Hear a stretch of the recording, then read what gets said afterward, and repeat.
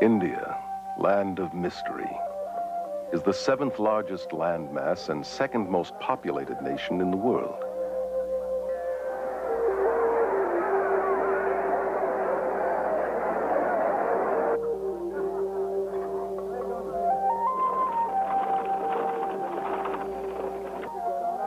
It is rich in resources and manpower, yet its people are among the poorest and most suffering on earth.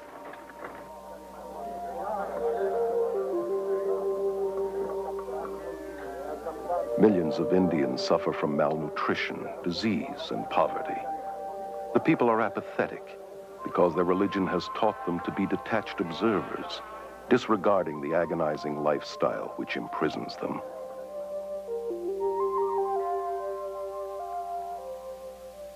V.S. Naipaul, himself an Indian, describes India as a wounded civilization, paralyzed, and the cow, whose urine is even seen as sacred. In goddess Kali, the goddess of death and destruction, who demands to be pacified with blood sacrifices. And in Holy Mother Ganges, the largest river in India.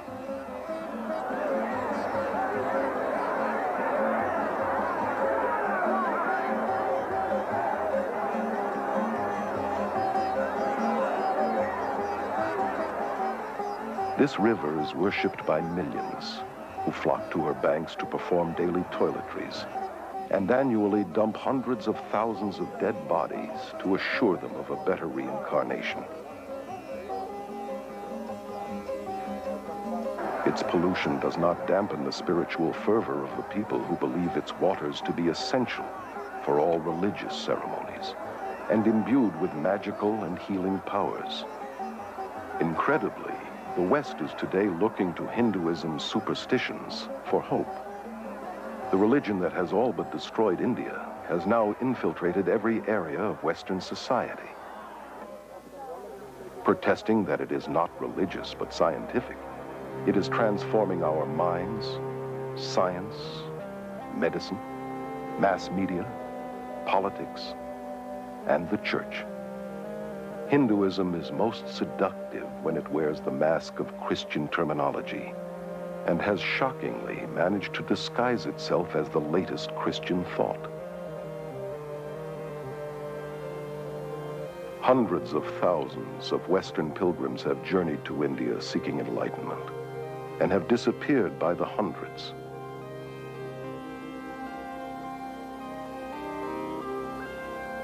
All too often they are destroyed by the madness and perversion of the very gurus they have worshipped and looked to for salvation.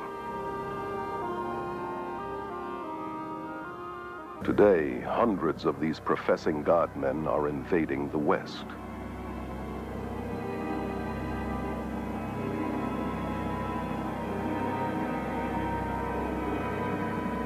Is there any need for alarm?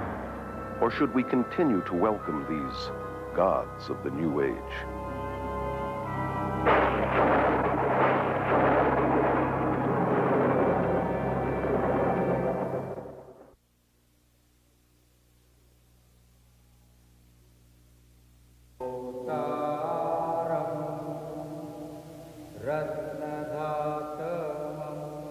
Here in Delhi, India, Guru Darshan Singh, only one of hundreds of gurus, has personally converted or initiated some 15,000 followers. He explains that it is the job of the guru to groom his disciples into the shortest path to salvation. Salvation is the same, but we have various paths leading to it. Some of the paths are long paths, other paths are the short paths. Why is a master then necessary? Master is necessary, to groom you into the shortest path. Descended from a long line of Hindu spiritual masters, Rabindranath Maharaj is a former guru and accomplished yogi who was worshipped by thousands. The Hindu needed to be near his guru. The Hindu needed to consult his guru. He eventually saw his guru as the only means to salvation. It is absolutely extraordinary also to look at disciples of some of these gurus that I saw in India, for example. These adoring, huge, open eyes that just will accept anything from him and that just love him beyond anything. I loved Maharishi. I worshipped him. Therefore, everything he said or did or thought was perfectly right in my eyes. I just met Bhagwan and there it was. It's nobody else than him. Bhagwan is my master and I love him. I'm in love with him. That's the only thing I can say. Guru Bhagwan Rajneesh, given refuge by the American government after fleeing his native India, has purchased a 100-square-mile ranch in central Oregon, to which his red-clad disciples flock from all over the world.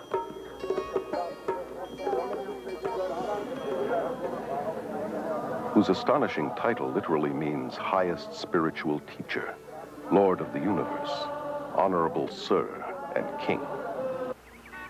Carol Matriciana is a journalist and author of the book Gods of the New Age.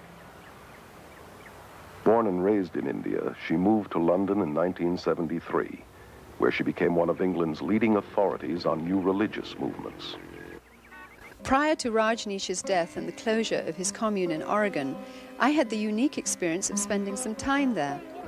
Rajneesh would come out twice a day in one of his 96 Rolls Royces and literally be worshipped by his thousands of Western devotees. It was so sad to see their complete devotion to a mere man who considered himself to be God. Part of his required allegiance demanded that his followers always wear orange, India's holy color, and a portrait of their master around their necks. His spokeswoman and right-hand lady, Sheila Silverman, tries to explain the attraction and magnetism of her master. He is something that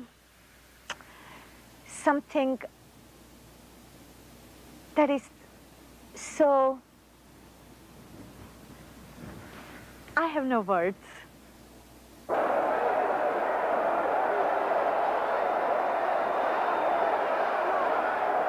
It is a love relationship.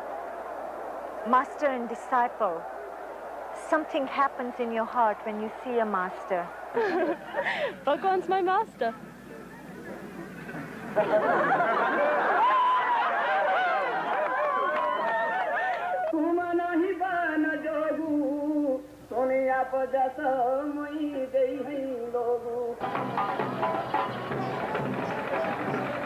Here at the Kumbh Mela Festival, or Aquarian Fair, in Allahabad, India, 20 million Hindus gather to witness an endless procession of hundreds of these self-proclaimed God-men.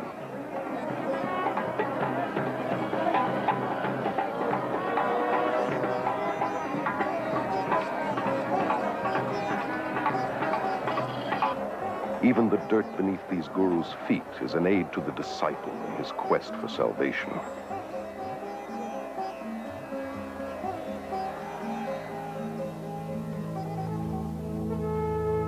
This footage was covertly photographed and smuggled out of India. Naked priests are considered to be the holiest and most dedicated of guru disciples. Many cover their bodies with cremation ashes and dirt and mat cow dung into their hair.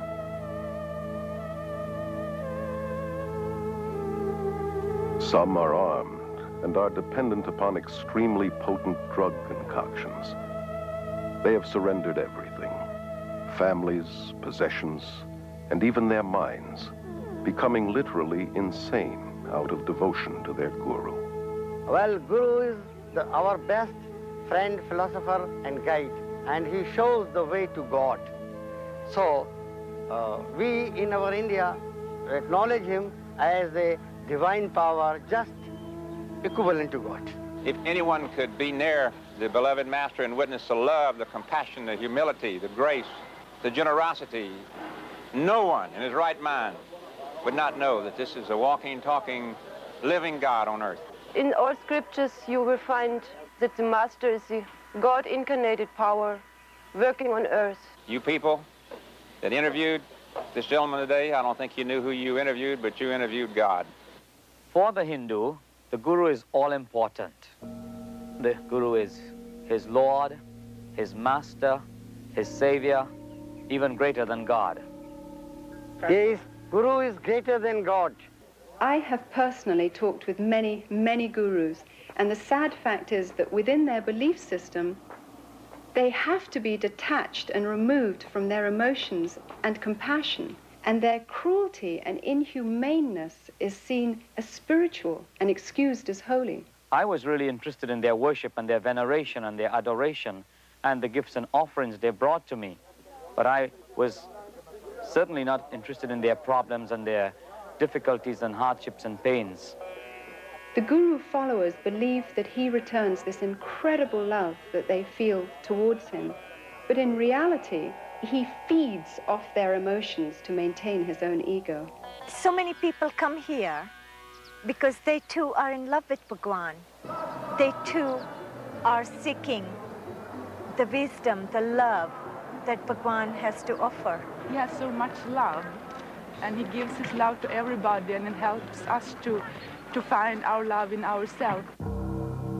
The followers of Jim Jones, leader of the People's Temple, were convinced that their relationship was built on love. And nearly 1,000 of his devoted disciples committed suicide at his command. It was their final gift of total surrender to the leader they loved. Their lives cut short by a madman claiming to be God, the reincarnation of Jesus Christ. Guru Sai Baba is one of India's most powerful men with millions of Indian disciples and a growing Western following. He says of himself, "I am God. My power is divine and has no limit. There is no force, natural or supernatural, that can stop me or my mission." Prabhu Guptara, born and raised in India, is currently a journalist and media commentator in London. Gurus are going to the West because of two reasons. First, of course, they want to convert people. They want them to become followers of their own religion, in some cases themselves. And secondly, because they feel they have something to offer. What these gurus have to offer is a family, a community to belong to, which they don't have.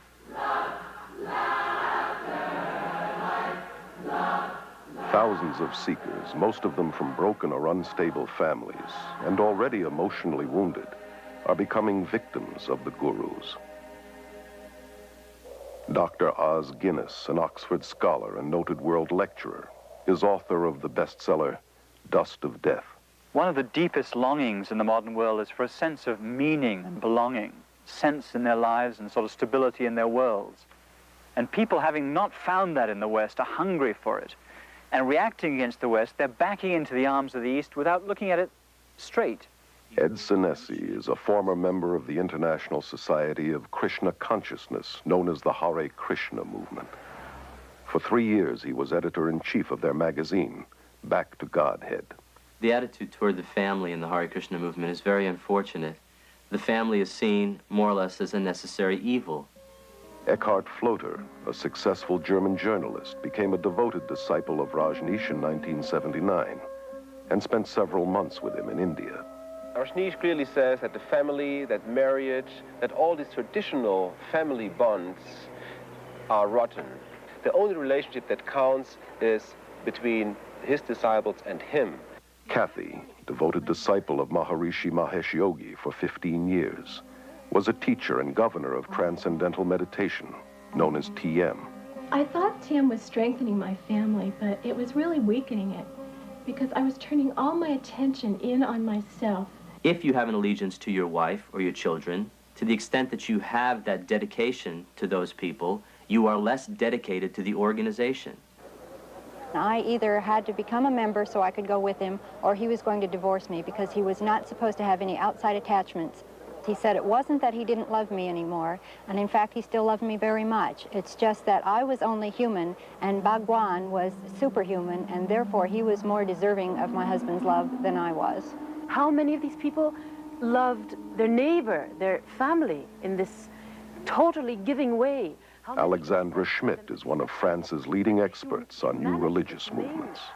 How many have been so blind to all the negative aspects of a person they loved as to that of the guru? Ellen is a spokeswoman for the Brahma Kumaris Raja Yoga Organization, which is completely administered by women who control 800 centers in 40 countries. Our organization has the practice amongst all the participants of celibacy, whether in individuals or married couples. I found myself being attracted to my wife, but I couldn't, because as soon as I felt attracted to her emotionally, physically, then it was difficult for me to maintain my celibacy. So the way I resolved that was to turn her into an object of dislike or hate. We have living proof of thousands of couples who are living in this way and are finding much greater harmony and pure love as opposed to limited physical love. Over 90% of the marriages in the Krishna movement end in divorce. Rather than using our energy in raising a family and being involved in many physical relationships, we're focusing that energy on spirituality. You see, what's so diabolical about all this is that it masquerades as spirituality. In some schools of thought, to be spiritual, celibacy is encouraged, and yet in others, sexual perversion is practiced, not only among the gurus themselves, but by their disciples, including young children. Contradictions are also seen in the attitude towards women, who, on the spiritual level, are the focus of worship. Their femaleness is seen as the creative power of God. For instance, to be initiated by a female yogini is considered much holier than initiation by a male. And yet, on a day-to-day level, women are considered lower than men and treated as less than human. In the religious communities in India, which are known as ashrams, there is absolutely no place for children. And here in the West, the gurus generally don't want the burden and responsibility of children because it distracts the parents from devotion to him and his cause. They have a school system whereby they force the children at age 5 to live in the ashram. A lot of the kids did think it was like a prison. They didn't get to go anywhere but the ranch. And while we were at school, it's really just a place for the kids to go to get out of the grown-ups' way. And they separate them from the mother and father, which is very unfortunate and very destructive. Well, the kids would want to see their mom and dad, you know, just to be with them as a family. The kids wouldn't even know where their parents were, and they'd have to go look for them. And when they did, parents were usually too busy to talk to them. And so the kids were mainly by themselves and unsupervised. The most heartbreaking result of the guru invasion to the West is the damage and harm it brings to the children, those who have no other choice than to live in the ashram because their parents have chosen to follow the guru. Separated from parents and cut off from outside relatives, they become community property. They lose their individuality and identity and are alienated from society. Pastor Friedrich Hack has written over 30 books on various cults and is Germany's leading expert on new religious movements. Children brought up in a cult are only educated to follow the commands of their leaders. They never experienced freedom. They never experienced a responsible life where they could have their own choice, where they could follow their will. I've had these children taken them to parks, and they've seen normal people, and they'd recoil in fear from them because they don't look like devotees. The men don't have shaven heads or robes. I didn't want to leave the ranch. I'd rather stay there because I was scared of the people outside of it. Because, I don't know, you just got a feeling down there, so you were worked into staying there. Now, why would an organization want to disrupt families like that? My own understanding in the cult dynamic is that it's a principle of control, divide and conquer. According to the Guru Gita, one of Hinduism's most important scriptures, the follower must not only adore and worship the Guru as God, but surrender himself and all his possessions as well. Most of the gurus that I know of in the West are super rich. Gurus are more interested in white disciples than in Indian disciples, largely because they get more money from the whites. Rob, former transcendental meditator for 13 years, was a TM governor and in charge of teacher training at Maharishi International University. The TM movement is very wealthy. They have land holdings all over the world. They have beautiful hotels in Switzerland. They have university campuses in the Midwest. They have academies on the East Coast, the West Coast. Here he was getting served on silver plates 6 times a day, sleeping on a very soft bed, riding around in a Mercedes. But supposedly he was so renounced that he wasn't attached to these things, so that gave him a right to enjoy them. Maharishi made a statement that says, when the money comes to me, he says it's transcendental. Money is our last priority. Everything else is our first priority. Hundreds of gurus have grown incredibly rich in the West through tax-exempt donations and the manufacture and distribution of every kind of memorabilia honoring these self-proclaimed God-men. They have acquired vast land holdings, armed bodyguards, and outrageous luxuries, from posh hotels to their own fleets of planes, helicopters, and, as in Rajneesh's case, Rolls-Royces. Why not Rolls-Royces? Why have anything less? This country is a capitalist country, and anything that produces or helps capitalism, why not?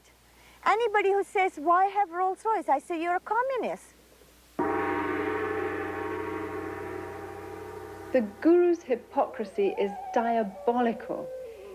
Criticizing the materialism and commercialism in the West and convincing their followers that non-materialism will get them up the spiritual ladder, these gods of the New Age are laughing all the way to the bank. I know of groups involved in drug trafficking, smuggling, prostitution, and the buying and selling of weapons, all done to earn money for the guru. I know of a variety of female disciples who were prostitutes in Bombay and making money with it. I have evidence that the Rajneesh organization is making a lot of their income through illegal trafficking of drugs into this country. If you have your head in a right place, you can create money. It is an art. They were encouraged to smuggle dope from India to Europe, and from this money they could pay their workshops. If they have to tell you they're with the Christian Children's Fund, or they're with the Salvation Army, or they're using the money to find men missing in action in Vietnam, whatever they have to do to get the money, they'll do that because they believe what their guru told them, that the end justifies the means. Hinduism teaches you to die to the voice of conscience inside that says, it's wrong. It teaches that there is no sin. This can be seen in the way that gurus and their disciples justify murder, violence, robbery, bribery, and crooked business transactions, all done in the name of heavenly deception.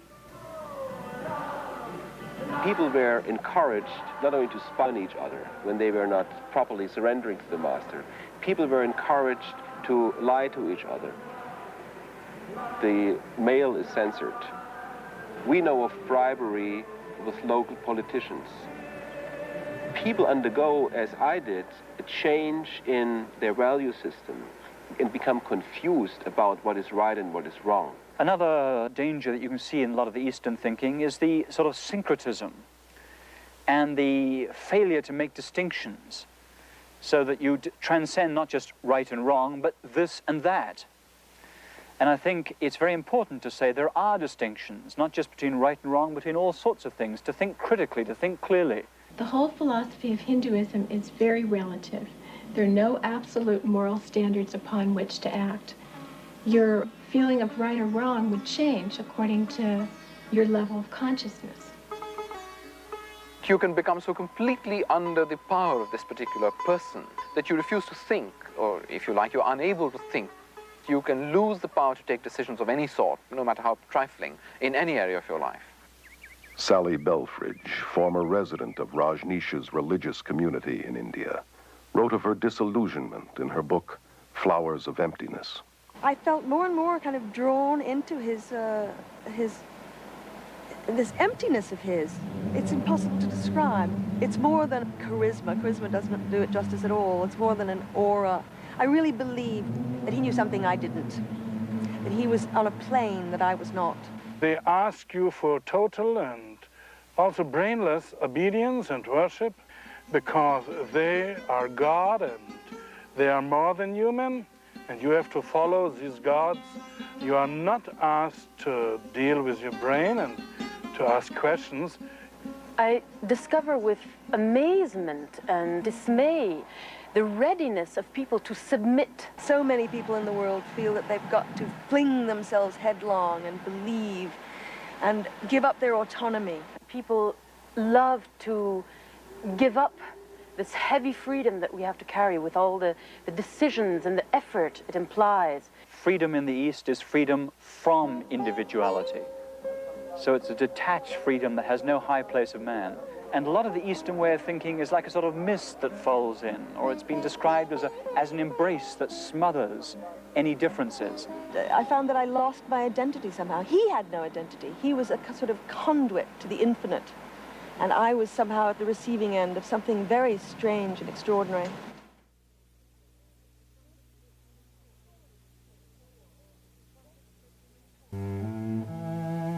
One just was taught to ignore all of the dreadful, the intolerable poverty and suffering of India. There were beggars clustering around the gates of the ashram, day and night, children starving, living in little huts, surrounding what was supposed to be a religious community. The contradiction was disgusting to me, but most of the sannyasins failed to notice it. It appeared not to bother them in the least. It is part of the world of illusion, and the goal is to withdraw and detach yourself from it. So there's no high view of, say, social action or compassion or an outraged concern to see justice in this world. On the contrary, if you do things like that, very often you're just tinkering with a person's karma. They believe that when a person suffers, that is what he's due as a result of the law of karma, because you've done something very sinful in this lifetime or in a past lifetime. So there's very little compassion. I was a member of the Social Service League at the college, and we were trying to do what we could to help people in the villages. A gentleman who was head of the Department of Hindi came around to us and said, "Why are you doing this? These people who are suffering in the villages, sick or diseased or whatever, have come to earth in this state because they have done something wrong in their past lives. Now, no matter what you do to them, if you cut short their suffering in this life, what will happen is they will simply come back in their next life in the same state or a worse state. So you're really wasting your time."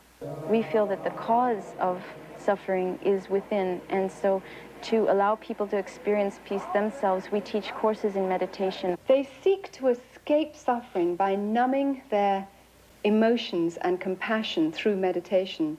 Maharishi, TM's guru, once said that a hungry person can become a happy hungry person through practicing meditation. Although the Hindu tries to convince himself that suffering is only in his mind, an illusion as he calls it, Maya, at the same time, he believes that he has to suffer again and again by forever being forced to return to this world through reincarnation. There is no escape from this endless wheel of samsara, life and death, because in Hinduism, unlike Christianity, there is no forgiveness, because there is no sin. Therefore, sadly, also, there is no hope. All the gurus that I know of in the Western world teach reincarnation, a doctrine very central to Hinduism. Reincarnation is all about dying and coming back to this world in one form or the other. Hare Krishna people believe in transmigration of the soul, as they prefer to call it, traveling from body to body to body. These physical bodies don't last forever, even though the soul does. So in the same way that a driver needs to change cars, in the same way we need to change from one body to another. Gandhi called reincarnation a burden too great to bear. Yet it is being eagerly embraced in the West in diluted form, as part of a patent blend of Hinduism and Zen Buddhism, camouflaged with psychological terminology.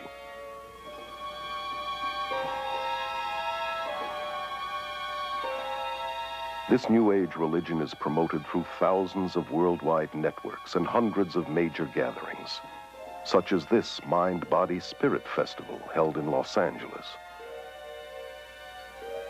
It is a westernized version of India's Kumbh Mela and promotes many of the same gurus and practices. from astrology and palmistry to psychic readings, healings,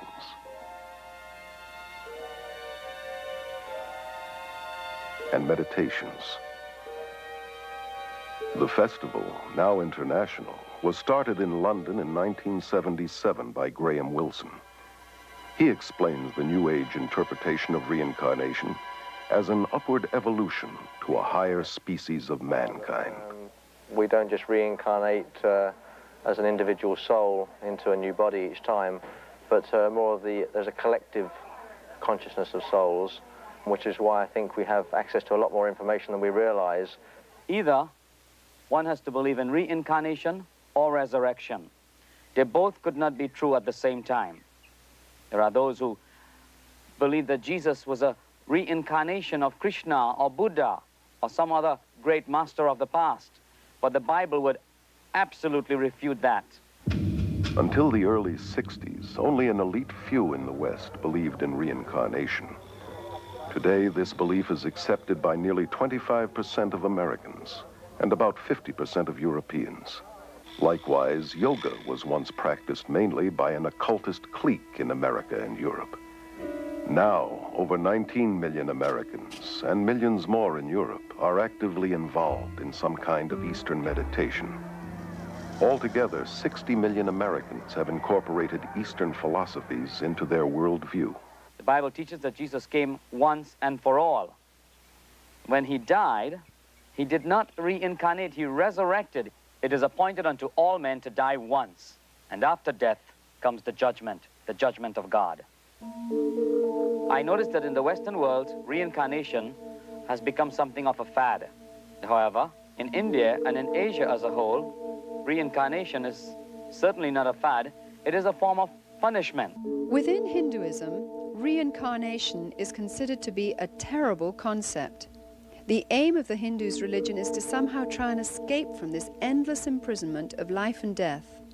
And the means by which they believe one can get out of this hopeless trap is through the practice of yoga.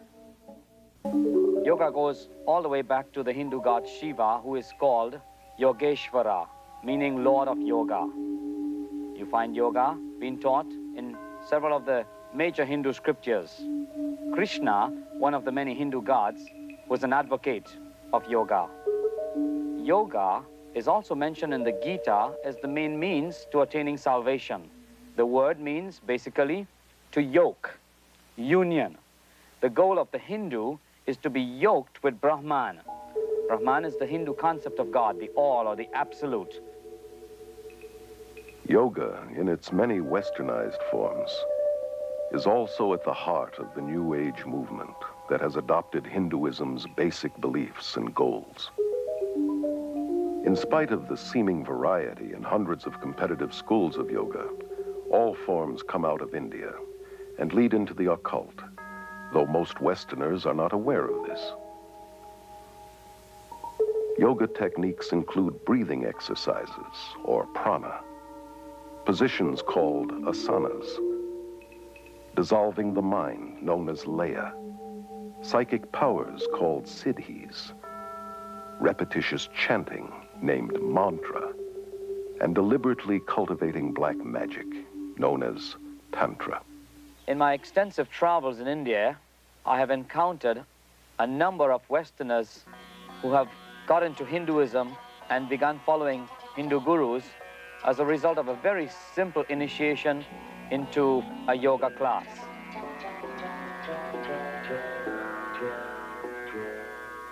Yoga is in many ways the heart of Hinduism. There is no Hinduism without yoga, and there is no yoga without Hinduism. Although there are many types of yoga, the one most familiar in the West often passes for physical exercise and is called Hatha Yoga. It promises mental and physical health, but its Hindu roots and real goal to yoke with Brahman are seldom taught. Ellen believes that Raja Yoga, or yoga of the mind, is the highest form of Hinduism.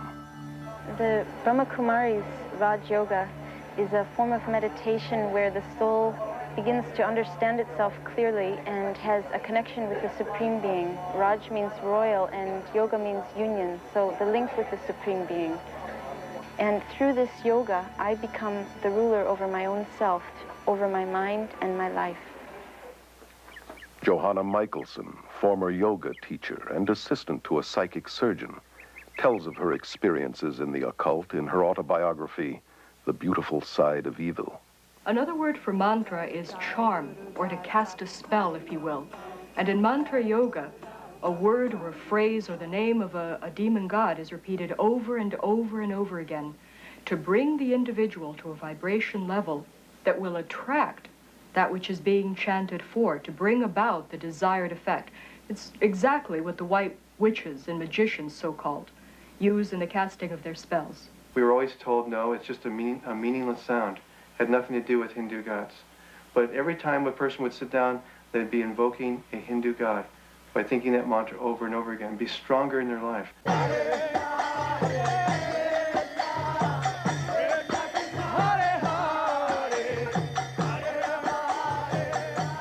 chant goes, Hare Krishna, Krishna Krishna, Hare Hare, Hare Rama, Rama Rama, Hare Hare.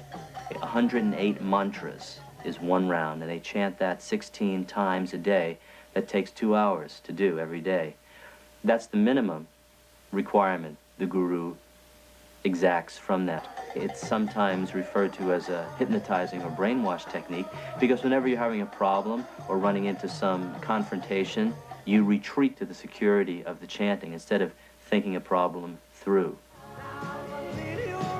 George Harrison of the Beatles made mantra yoga acceptable to the world through his song My Sweet Lord, where he incorporated the chant to a Hindu god, Hare Krishna, simultaneously with the biblical shout of praise, Hallelujah.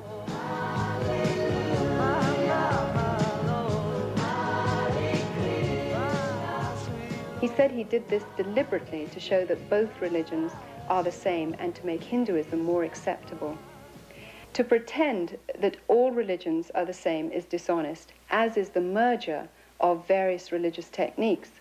For instance, more and more Christians use the name Jesus much like a mantra. They claim that it's a tool to get them into the presence of God. Jesus said that repetitious prayer is not acceptable to God. Maharishi Mahesh Yogi, originator of TM, claims to have put Eastern meditation on the mystical map. With over 3 million followers, TM is the largest guru movement ever to invade the West. The Beatles' much publicized visit to Maharishi's community in India in the 60s convinced their millions of fans that TM, the so-called scientific yoga, was an even more powerful way to bliss consciousness than drugs. What makes TM unique and different from any other practice that's going on today is that it offers enlightenment very quickly. It offered a jet ride, you might say, to self-realization. I started experiencing being lost in this state of awareness called the absolute. In essence, Maharishi taught that we all come from that nothingness, and that is the source of all our consciousness, of all of our thinking and everything we do.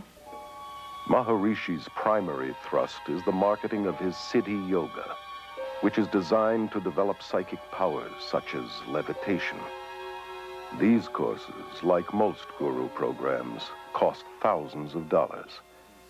Rob was able to finance his advanced training through government student loans, totaling $6,000. During these sessions, it's a very strange environment. People speak in tongues, they yell and they scream, they talk in foreign languages. It's like a madhouse, and it's real crazy. Everyone bouncing around on foam pads, flying up in the air. Rajneesh is one of India's most controversial gurus, largely because of his endorsement of shocking sexual practices as a prerequisite for salvation. His brand of yoga, called dynamic meditation, is a New Age combination of Hinduism and psychotherapies.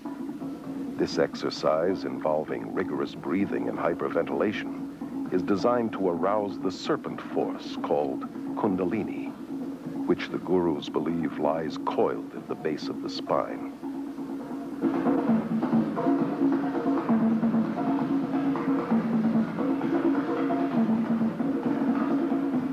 I did dynamic meditation every day. We also called it Kundalini meditation. It starts off with a cathartic breathing, and the reason for it is just to move your energy and to get you out of your head and into your body, and you just breathe.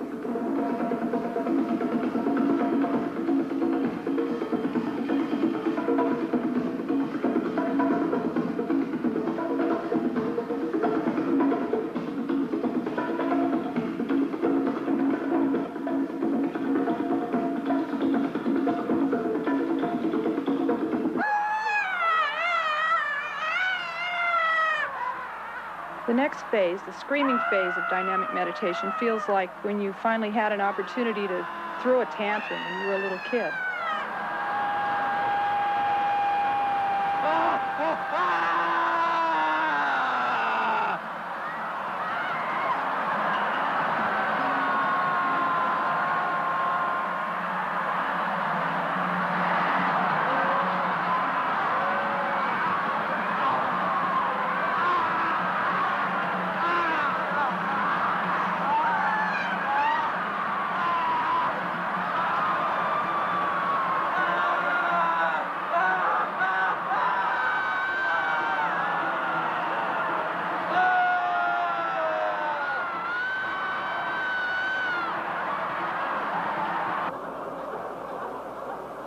By the time you get to the third phase of jumping up and down and yelling "who," you're hardly there at all.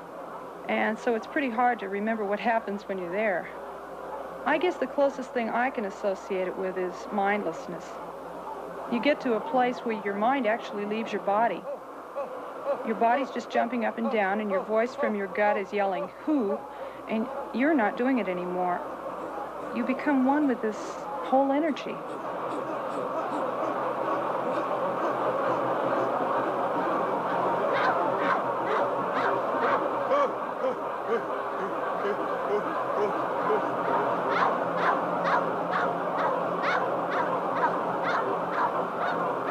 The next phase in dynamic is the quiet space. Someone yells "stop," and you've just been doing 30 minutes of intense catharsis. And what happens after being in such incredibly intense movement for so long is just a feeling of peacefulness and stillness. My mind actually stops, and I feel a oneness with the whole universe. There have been glowing reports published giving credit to the gurus and their pseudo-psychological techniques, but neglecting to mention the thousands of cases of emotional and mental breakdowns, insanity, suicide, beatings, murder, rapes going on in guru centers, various guru centers worldwide. It is alarming to realize these dangerous techniques for enlightenment are being incorporated in psychotherapies, self-help seminars, and are even being accepted in mainstream Protestant and Catholic churches and seminaries. One of the fastest growing yogas in the West today is Tantra. Seductively offered as an exotic means for enhancing one's sexual experiences. Like all yoga, it is designed to provoke possession by Hindu spirits in order to break the chain of reincarnation. In Tantra, advanced disciples indulge in the most degenerate behavior, from human sacrifices to sexual perversion and sorcery. Tantra yoga is the extreme expression of Hinduism.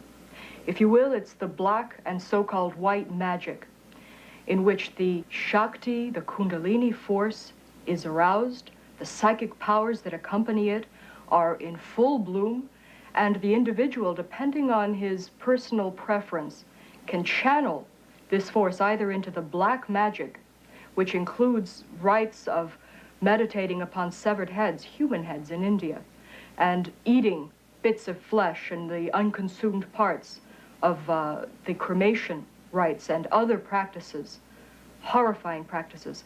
Or they can take it into what they call the white magic part of it, in which they are using this power, this force, for healing, for the benefit of mankind, if you will. Yet Anton LaVey, the Pope of the First Church of Satan, has said it very explicitly.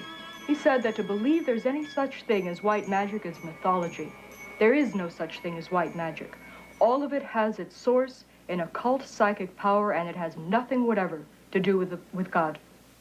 Toby is a yoga teacher at the Scandinavian Yoga and Meditation School in Aarhus, Denmark, which promotes Tantra Yoga. Tantra means to free the mind through expanding the awareness.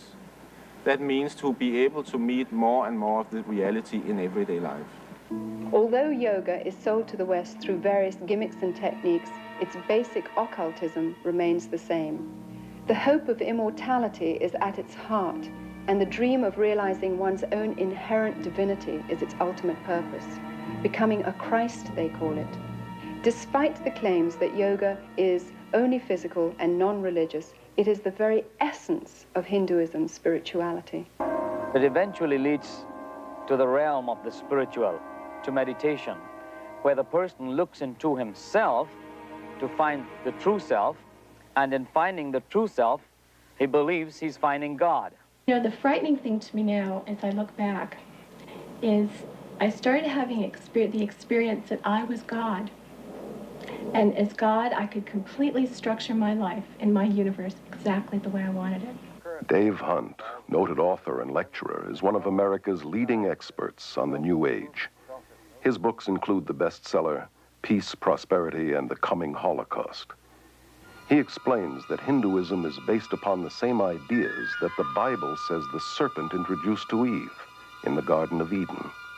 The yogis teach the same lies that the serpent in Genesis 3 deceived Eve with, that death is merely the doorway to reincarnation, and that humans can become gods. This is either an unbelievable coincidence or an unmistakable identification of the mastermind behind Eastern mysticism. This mastermind is called Satan in the Bible and is also known as the serpent, the ultimate power of Hinduism, symbolized by the serpent, is glorified and worshipped in Hinduism. We see God as the form of light, and the name Shiva is used by our group, but meaning incorporeal being, radiating peace, radiating light, love to the whole world. In India, Shiva is known as the god of destruction. He haunts the cremation grounds and wears a necklace of human skulls and wears serpents in his hair. His power is worshipped. Hindu texts describe the power as the fiery serpent within, called Kundalini. Many people are talking about Kundalini, and really it does mean energy. That means whatever you call it, it is about energy. To take away blocks in your energy system so you are able to function in a more effective level. The serpent has been known as energy or the force and worshipped as the symbol of wisdom and immortality in every religion and culture. Only in the Judeo-Christian Bible is the serpent identified as deceiver, destroyer, arch-enemy of God and man. The old dread and fear of the serpent is being subtly removed from our culture. Even children in schools are being taught to accept the snake through yoga positions like the cobra. Michelle, could you show us how we do the cobra? That's it. Arch your back. That's good. Look forward. Good. You hold it for a second. The breathing exercises are designed to teach you to absorb the prana, the energy life force in the cosmos, to channel it into the chakras, the psychic channels, thus awakening the Shakti force, the Kundalini force, and bringing about those psychic powers, which are such an integral and prevalent part in yoga. So very slowly, let's breathe in through our nose. Very slowly. Breathe in. Breathe out. There are many dangers in the breathing techniques. Even the writers and the proponents of these exercises are quick to warn that not only do these things trigger emotional and mental diseases, which have been known to place people even in insane asylums for the rest of their lives, but they also recognize that these exercises can open your soul and your mind and your entire being to a takeover by demonic forces. The followers of the gurus themselves have been forced to form an emergency spiritual network of 4,500 MDs and psychiatrists to treat those who are freaking out on Eastern mysticism. Many people don't realize this, but it's terribly dangerous to go into a meditative state in which the mind is simply left blank, and that ultimately is the purpose of the meditations in yoga. It's like opening the door to a room. Whatever comes through, you have no control over. Many argue that certain yoga techniques can be used as merely exercise, yet that is not yoga's intention. It can be compared to joining the military. While a soldier may get stronger and more vigorous, the purpose of the army is certainly not health care. The aim is to learn how to kill. And so it is with yoga. All yogic exercise was designed to kill the will, mind, and emotions, hence releasing the soul from the endless cycle of reincarnation. I thought I was being strengthened, but what I was really doing is flipping into an altered state of consciousness, a form of self-hypnosis, which is very weakening to the mind and to the body. But this weakness made me afraid to give it up. The biggest danger I found in practicing transcendental meditation was the dependency on the technique itself. It's kind of like drugs. A drug addict doesn't want to give up his drugs, and because the experience is so pleasing, and he feels his life will crumble around him if he doesn't have it. I thought I'd have the experience of like leaving Shangri-La and all of a sudden turning old and weak and disintegrating. I was afraid that I would lose my clarity and my energy. But little did I know, when I did give it up, I gained all these things that I never had when I meditated.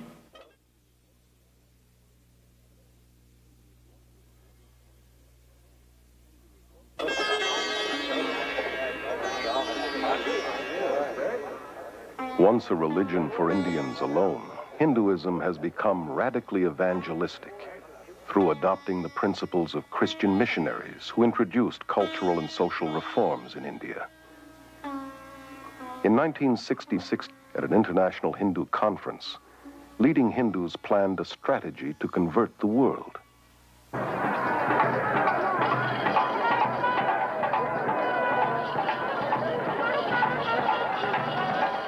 The gurus were chosen as the first crusaders, and their tens of millions of converts are now the first Western Hindus.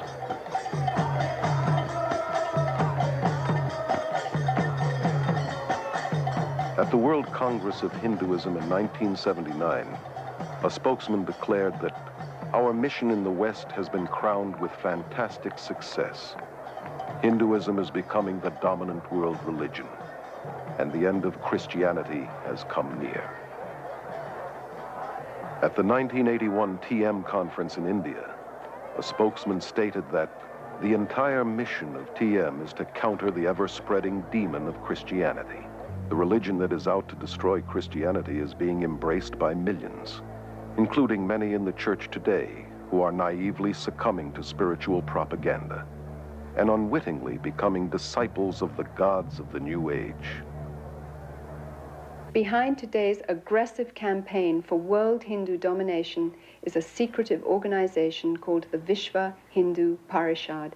It is the world missionary organization of Hinduism. Paragraph 4 of its constitution says that its aim is to establish an order of missionaries, both lay and initiate, the purpose of propagating dynamic Hinduism.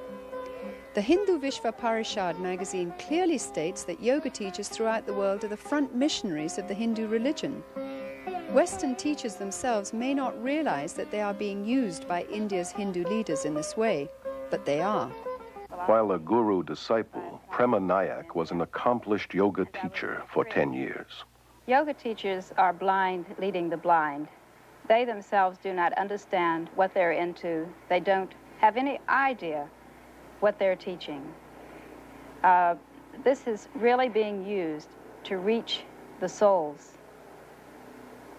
of students and innocent people in this country and other countries who come for an exercise class.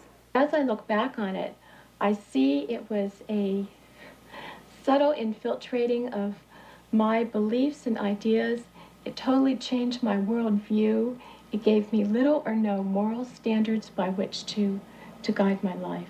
I was becoming a Hindu, and it was a very big deception. The Vishva Hindu Parishad's plot to convert the world to Hinduism has created thousands of New Age worldwide networks with tens of millions of converts, all working for a new one-world government.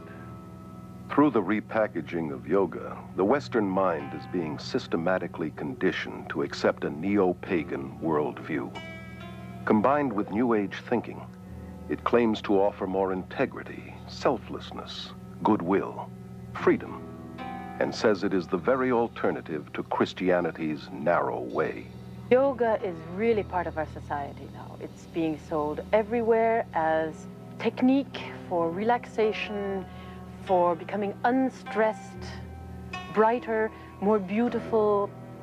The self-centered world of glamour promotes yoga, meditation, and visualization techniques as a means to a healthier and more beautiful body, mind, and spirit. Spirituality is in, but with an anti-biblical meaning. Even relaxation has become a spiritual quest for one's so-called full potential through holistic massage, isolation tanks, and hundreds of other New Age techniques. Most of the 2,000 YMCAs across America offer yoga classes. And nearly 2/3 of all universities and colleges make yoga available as part of the curriculum. Many of the people practicing yoga that I have met say to me that they only practice it because of the physical benefits. Any Hindu would tell you, however, that there is no yoga that is purely physical. One of the first things I learned in my teacher's training class was that I must talk to the students about the philosophy behind yoga, that this was just as important as the exercises. I will count. Relaxation at the end of yoga class is really hypnosis, where each part of the body is relaxed. So while they were in this state, I read to them about the Hindu philosophy or something from one of my guru's books, so they got it whether they wanted it or not. Yoga exercises were not designed for physical fitness, but to realign the serpent force within the body, to achieve godhood, that yoking, which is what yoga means, with Brahman. Anyone interested in physical fitness ought to do exercises designed for that, not yoga. Many hospitals have set up their own yoga and meditation classes to provide stress reduction for patients, doctors, and nurses. Doctors and dentists who wouldn't think of promoting Christianity or Judaism on the grounds that it is religious are unwittingly involving their patients in Hindu practices. The last 2 years I've been working with some German doctors. That was in research of breathing exercises. In our Danish school, we get patients from the doctors, typical with backache, with nervous symptoms, with high blood pressure, with stress, and so on. In addition to promoting yoga, fitness and health magazines advocate various schools of vegetarianism, a practice essential to Hinduism. An extreme example is macrobiotics, which attempts to manipulate spirituality through diet. Maharishi once said that vegetarianism was the highest form of diet. This is essential in order to have deep experiences in meditation, because the vibrations in animal products are innately of the nature to pull the soul down into the lower levels. I find it intriguing that so many of the people in India and those in advanced yoga in the West who feel that the consumption of meat lowers their vibration level think nothing about drinking their own urine, or better still, cow's urine, which the holiest of men in India recognize as having special redemptive qualities. We only eat food that's prepared by yogis who are in remembrance of the Supreme Being, so that those vibrations are filled in the food, and these affect the mind very much. They also teach that anyone outside the movement is more or less evil. He's a meat eater, he's a karmi. You're not able to have as much endurance, not as much strength, because I was a vegetarian for many years, lost a lot of my strength. I've quit my so-called wicked ways, in other words, killing game and eating the flesh of animals. I'm a strict vegetarian, as this diet so ordains. God did not ordain vegetarianism. Jesus was not a vegetarian. He fed the multitude with fish on more than one occasion. He himself ate fish and the Passover lamb. While the Bible would not condemn vegetarianism as a means for health, it would condemn it as a means for spiritual enlightenment. Health food stores are among the main fronts for guru organizations in recruiting and are major distributors of New Age literature. Thousands of MDs, PhDs, chiropractors, and dentists are enthusiastic proponents of New Age holistic medicine. These New Age practitioners operate from the premise that treatment of the body must begin with treatment of the mind and spirit. These therapies involve countless techniques, most of which incorporate altering one's consciousness or hypnosis. Always part of the occult, hypnosis has become the main bridge between Hinduism and modern science. Hypnosis creates the same states of consciousness that you experience under drugs and in yoga. Accepted in medicine and psychiatry, hypnosis is the heart of self-improvement and positive mental attitude courses. And hundreds of misinformed Christian psychologists use hypnosis in their daily counseling. Even in the church today, faith in God is being replaced by faith in our faith, in our positive thinking, in the idea that somehow if I can make myself believe that something will happen, then it really will. This is a counterfeit of the true faith. Many believe that hypnosis is okay if used by qualified counselors. Somehow used by the right people makes it scientific and not occultic. So Christians naively use it, as do many of the new consciousness movements like EST, Scientology, mind dynamics, silver mind control, and alpha brainwave training. In pursuit of Freudian myths, psychiatrists use hypnosis to regress patients back into their childhood and into the womb where they relive the traumas of their birth, despite the scientific fact that the prenatal, natal, and early postnatal brain is not sufficiently developed to carry memories. I did indeed experience my original birth thought, but I felt it wasn't enough. I went back and I experienced my thought during my conception, and then I went back from there to a previous lifetime to experience why I had structured my conception the way I did. I mean, it's never ending. You can just keep going. Moreover, they take them right back into prior lives where they come out with factual recountings of lives they've lived all over this earth. Obviously, the memory is not coming from the brain. It's coming from a deceptive source. The field of medicine is embracing numerous New Age beliefs that cannot be explained scientifically, such as acupuncture, which claims to manipulate the Kundalini force with needles, and biofeedback, which uses a monitoring device to train a person to control ordinarily involuntary functions, such as blood pressure. The Menninger Clinic's documentary on biofeedback calls it the yoga of the West. Elmer and Alice Green, pioneer biofeedback researchers, admit that it creates the same state of consciousness and results as yoga. This electronic yoga has now been introduced by psychologists into the world of sports, including the Olympics.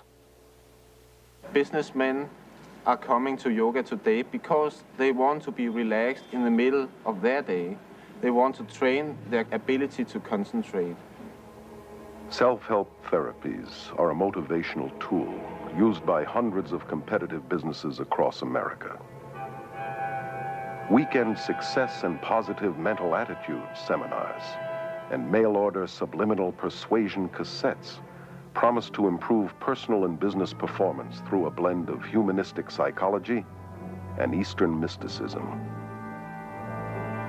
One such course, called New Age Thinking for Developing Your Full Potential, has changed thousands of lives for such prestigious clients as the IRS, CIA, U.S. Army, Navy, and Air Force, NASA, General Motors, IBM, Xerox, Rockwell International, Bell Telephone System, Bank of America, and scores of police and fire departments.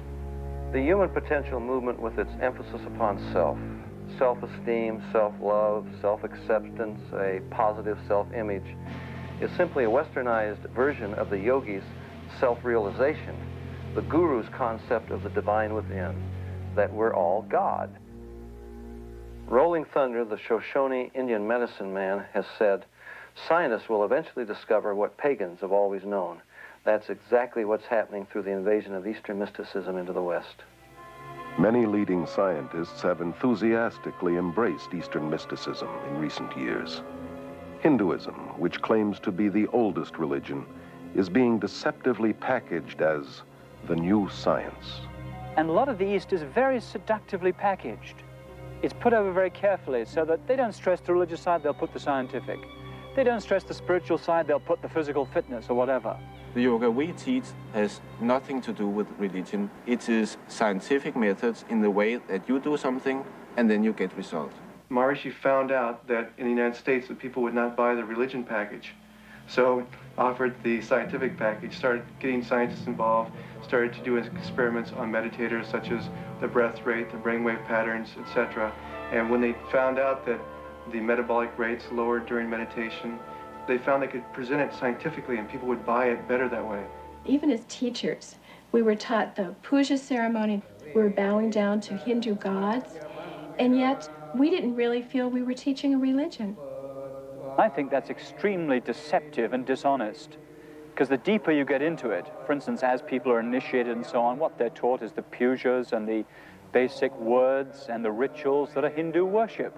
Children practice it. It is used for teaching languages. It is used for the businessmen, for all levels of society. It's taught in the schools. In schools across the Western world, from kindergarten through university, Hindu occultism is being openly taught in spite of the otherwise enforced separation between church and state. Guru Thakkar Singh was invited to speak at a high school in Southern California. Kurt, a student there, became so overwhelmed that he actually moved to India, where he is now a devoted follower of Thakkar. It's only half an hour talk and 20 minutes meditation. And the experience I had while there was like nothing I'd ever experienced before. And just the air, the energy in the chapel where he was speaking was just electrified with feelings of love and just a peace, a hushed quiet that was just bewildering to me.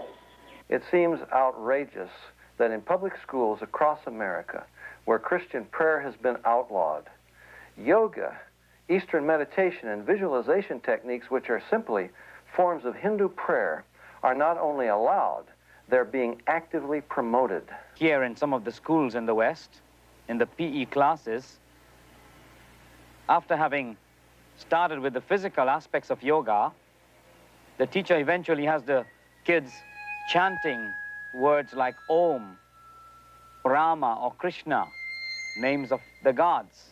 Starting right down from the teacher to the student, we learned that the yoga could really help the kids reduce tension and center themselves. Many teachers are now being encouraged to develop a mass consciousness among the students.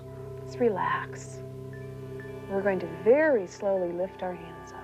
Children are taught to let go of their critical faculties and center in on their intuitive feelings and experiences. Just really, really relax. Imagine that you're on top of a really soft and fluffy cloud, and you're just really relaxed, comfortable. Just see that blue sky in your mind. One of the ways that the consciousness of the masses can most powerfully be influenced is through the mass media, which is increasingly being used for promoting Indian consciousness. The film Gandhi was probably the most effective piece of Indian propaganda to invade the West. It was a political advertisement controlled and heavily financed by the Indian government and promoted by the peace movement. It propagates a false message of Hindu religious tolerance and non-violence. Historical accuracy was discarded. Gandhi was no different from most gurus today in that he was a sexual pervert and was certainly not the non-violent, peace-loving man as demonstrated in his racial killings of blacks in the Kafir Wars in South Africa. The most important message of the film was that Gandhi was one of the first gurus to link Christianity and Hinduism to form one package, a new religion. I consider him to be one of the fathers of the New Age movement. So many of the most popular films today, like Close Encounters, Poltergeist, E.T., Return of the Jedi, Star Wars, are all based upon Hinduism. For example, the Force has a dark and a light side. That's black magic and white magic. The doorway into the occult is an altered state of consciousness. This is the way that Obi-Wan initiates Luke into the Force. He has him working a laser sword. He says, Luke, your problem is you're trying to think. He puts a visor over his face so he can't see. And he says, Luke, you got to tune it out and let the Force take over. That's an altered state of consciousness. In The Empire Strikes Back, Yoda is a yogi. He's got Luke standing on his head going through various contortions to develop the mind power to raise a spaceship out of the swamp. And when Luke can't do it, Yoda does. And Luke looks on and says, I don't believe it. And Yoda says, that's your problem. In other words, it's all in the mind. If you would only believe it would happen. And when Luke goes into the cave to confront Darth Vader, Yoda says, don't take your laser sword, Luke. You don't need it. All you need is within you. That's the divine within. And when he cuts off Darth Vader's head and it rolls to the ground and he opens the visor and sees his own head, that's the most powerful presentation of Eastern mysticism you could ask for. The Beatles sang it, I am you and you are me and he is she and all is one. We are raising an entire generation of children under the bombardment of cartoons and television shows and fantasy role-playing games and movies that are telling them that the occult and Eastern philosophy is a wonderful thing, not something to be afraid of, not something ugly and fearful, but something beautiful with the darling reptilian creatures with the great psychic powers that are drawing these children into an acceptance of things that are dangerous beyond anyone's comprehension. The minds of children are being trained in the use of the supernatural and taught the principle of creating what seems like reality through Hindu psycho-spiritual techniques of mind power. Dungeons and Dragons, for example, requires participants to mentally murder, rape, torture, and otherwise commit mayhem with the aid of occultic powers. In at least one popular game, Hindu deities like the goddess Kali are invoked. Hindu religious techniques, including repeated chants, visualization, and casting spells, are used to overcome enemies. For you students who are new to our fantasy games class today, we're going to be playing Dungeons and Dragons, and I'd like to talk about a few of the advantages of using Dungeons and Dragons in a classroom. You may be wondering why you get to play games in school time. These games are used in gifted children's programs throughout the United States. A clear majority of state-supported schools and colleges incorporate them into their curriculum. And we call this an integrated curriculum. You guys are kind of familiar with that. You may encounter some violent creatures on the way, but the object is to be able to dispose of this ring that is the symbol of evil in the kingdom of Middle Earth. A child can understand the dark and light side of the Force. And to understand the Force is to understand basic Hinduism. George Lucas, creator of the Star Wars series, is in real life a devout believer in the Force, which he says can enable anyone to read minds, see past and future events, levitate, and plug into a nether world of psychic energy.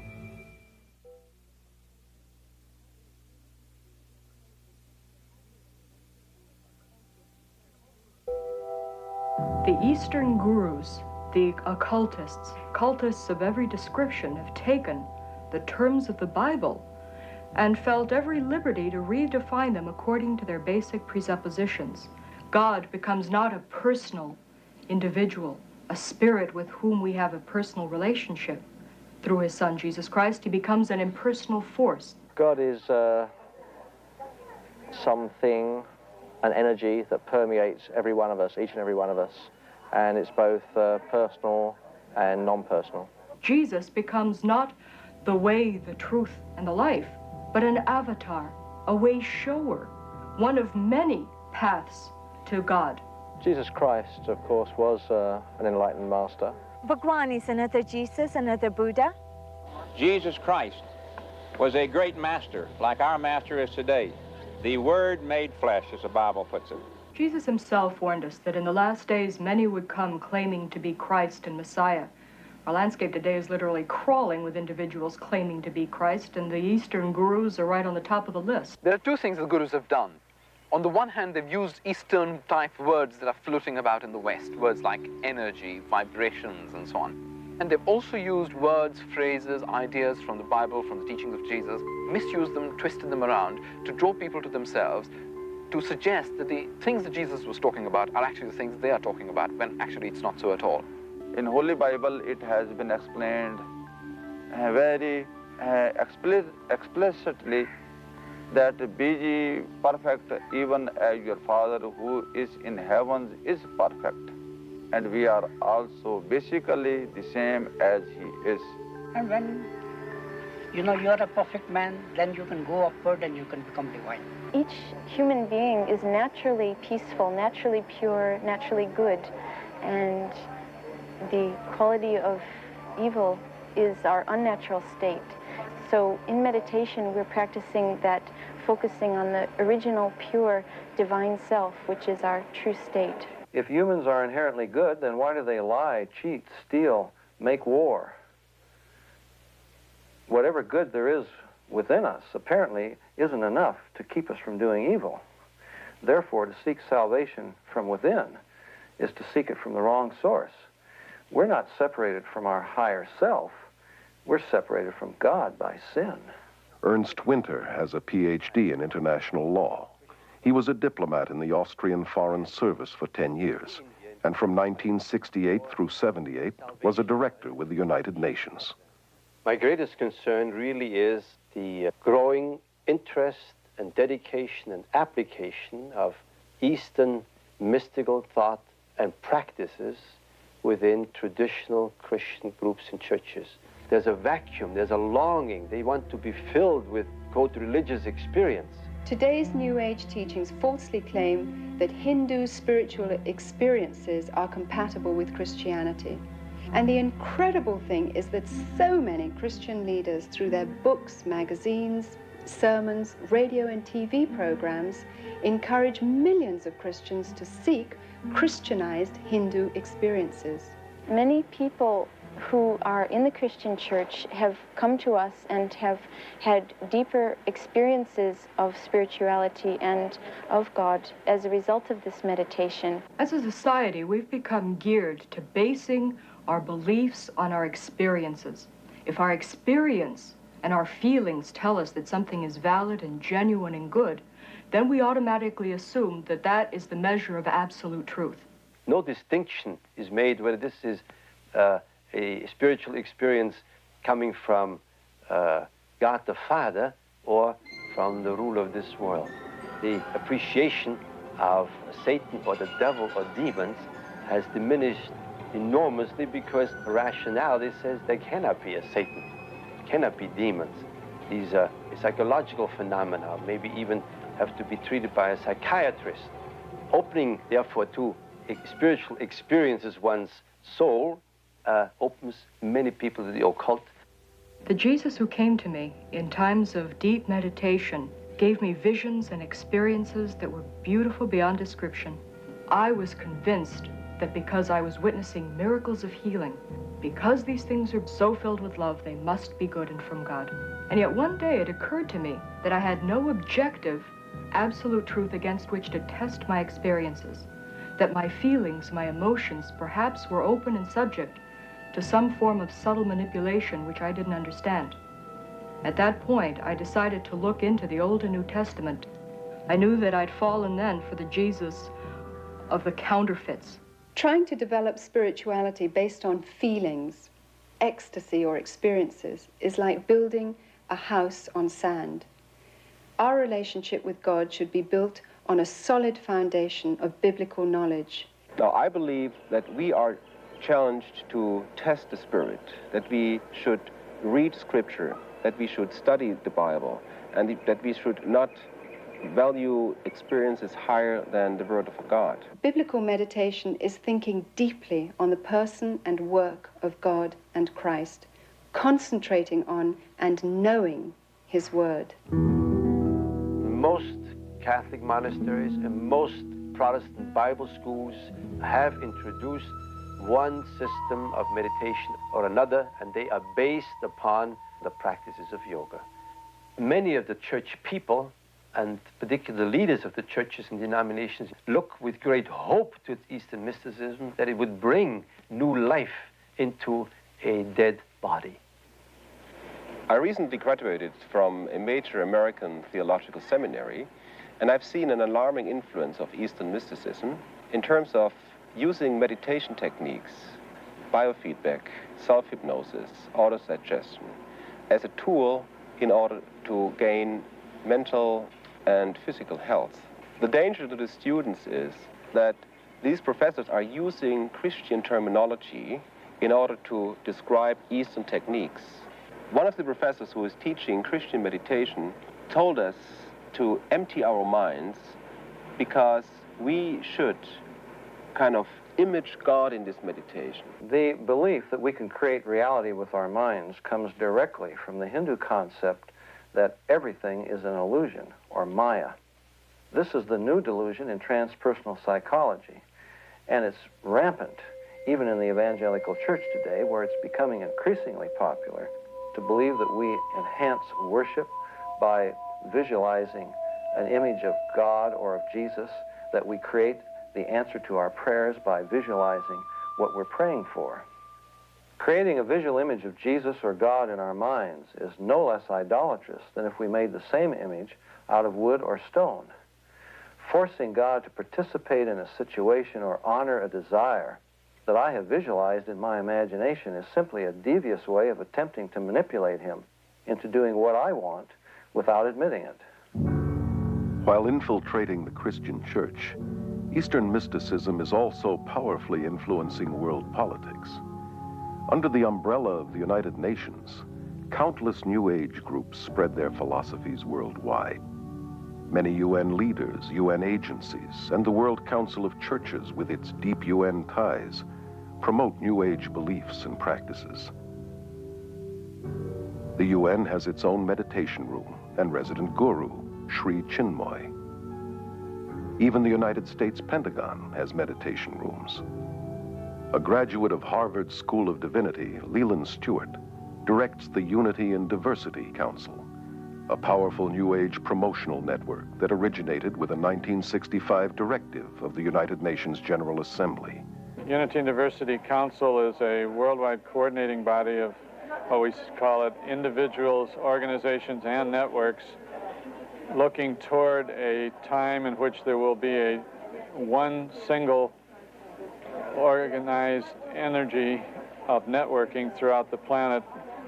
Under Stewart's leadership in 1982, this group linked arms with Graham Wilson's Mind, Body, Spirit festivals, forming a vast army dedicated to the merger of all religions into one, under a world leader. I am very interested in the harmony of all religions, not just to give birth to another religion, but rather to produce, let's call it, a universal religious outlook through which there can be a new connecting of all cultures and all religions, all races. In this growing consciousness of sharing godliness and looking for a leader to lead everyone into this new heaven, the UN plays a very important role inasmuch as it is a support system. Any group that meets to discuss these matters would be very eager and very careful to have UN sponsorship. Our organization has been represented in the United Nations. We have an office there, and this has been going on for approximately 5 years. We've been involved in all the sessions that are going on in the UN. We've been able to watch and participate, offering meditations and presentations. How is this possible? I think it became possible by the thought and actions of one man in the UN, Robert Mueller, who was continuously emphasizing that the UN has to be a support system to this conditioning of man, to this sharing desire, to this looking for a one world government, for one world leader, and playing down, and I believe myself correctly, that the UN is not that world government, that is a conditioning device, that it is an aid, a support system. It gives prestige to otherwise completely outlandish groups. The Brahma Kumaris World Spiritual University in India is used by the UN and its members for conferences focusing on world peace and unity. Delegates from all over the world, VIPs, are attending to express their ideas and to experience peace in a very real way themselves. This experience will enable them also to draw up new laws for universal peace. This will be endorsed by heads of state and submitted as a practical form for the United Nations. Many evenings, the UN building is even used for lectures, talks, meditations, enlightenments on how to make one better world. The leaders are asked to meditate and be involved because this is part of their instruction of brainwashing, and all this is part of the conditioning for the vision of a new world or of a new age. This guruistic system in politics is very dangerous for our democratic society. It will at least bring a loss of freedom, a loss of security, and a big danger for all mankind. So I believe Guruism is preparing the world for some political fascism too. Actually, we're being prepared for this surrender to an authority in a way that perhaps we don't realize. We are going through right now strange bathing in Eastern concepts of consciousness, states of consciousness, bliss, reincarnation, energies, vibrations, all of these words that have become very commonplace, really, in the Western languages, are also modifying our mind. They are changing our way of thinking. And this changed way of thinking puts us into a mental state, if you'd like, and prepares our intellectual functionings for this surrender. More than ever before, the human race seems willing to surrender spiritually and emotionally to a charismatic leader who can offer peace and prosperity to a world trembling on the brink of ecological and social collapse, international financial chaos, and a nuclear holocaust. Well-known New Ager Benjamin Creme claims to be the coming world leader's advanced public relations man. In 1982, full-page advertisements around the world announced the coming of Creme's New Age Christ, which gave fresh hope to millions. At this press conference in Los Angeles, he described how this Christ would make himself known. It is a truism today to say that we are at the dawn of a new age, the age of Aquarius. And it is important to remember that all of the great religions await the coming of a teacher. The Christians await the return of the Christ. The Muslims await the Imam Mahdi. At the same time, the Buddhists await the coming of another Buddha. The Hindus await the return of Krishna, and the Jews, as always, await the coming of the Messiah. I'm speaking today about the return of such a teacher. Christians are awaiting the return of the resurrected Jesus with the nail prints in his hands and feet. But the followers of the gurus are awaiting a coming world ruler who won't even claim to be Jesus, but the latest reincarnation of the Christ Spirit, and he will have the psychic powers to prove it. Simultaneously, throughout the world will take place hundreds of thousands of spontaneous healings and cures, which will reinforce, if that were even necessary, the fact that it is the Christ himself. The day of declaration will be the outstanding event of this or any other century. On that day, the radio and the television networks of the world will be linked together. We shall see this extraordinary face on our television screens. But he will not speak. His words will drop silently into our minds in our own language. This is the significance of the altered state of consciousness reached in yoga and other forms of Eastern meditation. A Nobel Prize winner has described the brain as, quote, a machine that a ghost can operate, unquote. What that means is, in an altered state of consciousness, the connection between my spirit that normally operates my brain and my brain is loosened, and that allows another spirit being to interpose itself, begin to tick off the neurons in the brain, create an entire universe of illusion, astral travel, give psychic powers. In this way, the world is being prepared for some ultimate delusion. He will indeed inaugurate a great new world religion, and at the very most sacred core of that new world religion will be the process which is called the esoteric initiations, which take us out of the strictly human kingdom into the kingdom of God.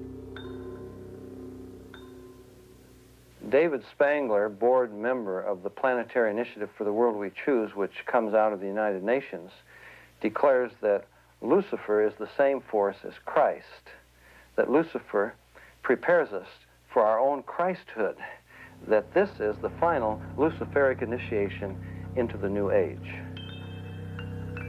Benjamin Krem's Christ may not be the world teacher and ruler of world peace as he forecasted, but without question the stage is being set today for what the Bible calls the apostasy, or man's abandonment of God. This climate is ushering in the final actor, the counterfeit, who the Bible predicts must come before the return of Jesus, the true Prince of Peace, who will then reign for 1,000 years. The merger of science and mysticism is now in full blossom, and its evil fruit will be the new universal religion of the coming world dictator that the Bible identifies as the Antichrist. Today's revival of paganism and Hindu practices, which form the heart of the New Age movement, was ironically the same kind of foundation that prepared the way for Hitler's rise to power. The Germany of the 20s and 30s was in social and economic despair and looked for a leader who would free them from the Great Depression. The man with a promise of hope was Adolf Hitler, who claimed he was ordained of God to usher in 1,000 years of peace and prosperity. His hypnotic powers manipulated an entire nation to surrender its collective mind to him. Obsessed with the occult, Hitler drew many of his bizarre ideas from Hinduism. He took the symbol of the swastika as his own, a Hindu symbol of power seen in many of today's temples in India.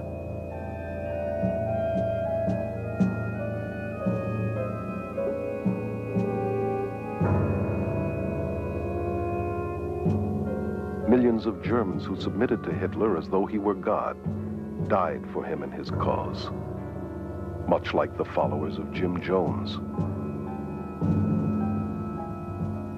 The current worldwide revival of Hinduism blended with psychology and disguised as self-improvement, self-hypnosis, positive mental attitude seminars, visualization techniques, and mind dynamics courses has made today's world far more susceptible to spiritual deception than the Germany that embraced Adolf Hitler.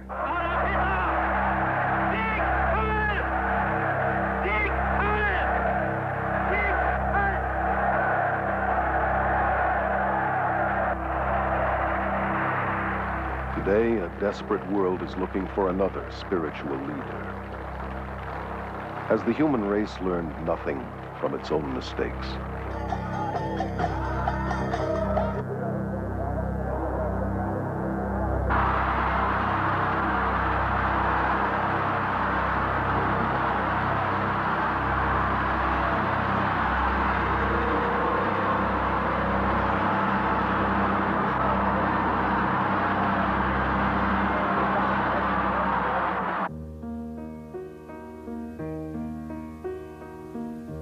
Jesus says, "See to it that no one misleads you. For many will come in my name, saying, I am the Christ. Behold, here is the Christ, or there he is. Do not believe them. For false Christs and false prophets will arise and will show great signs and wonders, so as to mislead, if possible, even the elect. Let no one deceive you. The apostasy comes first, then the man of lawlessness is revealed, the son of destruction who takes his seat in the temple of God, proclaiming himself to be God. Jesus said, I am the way and the truth and the life. No one comes to the Father except through me.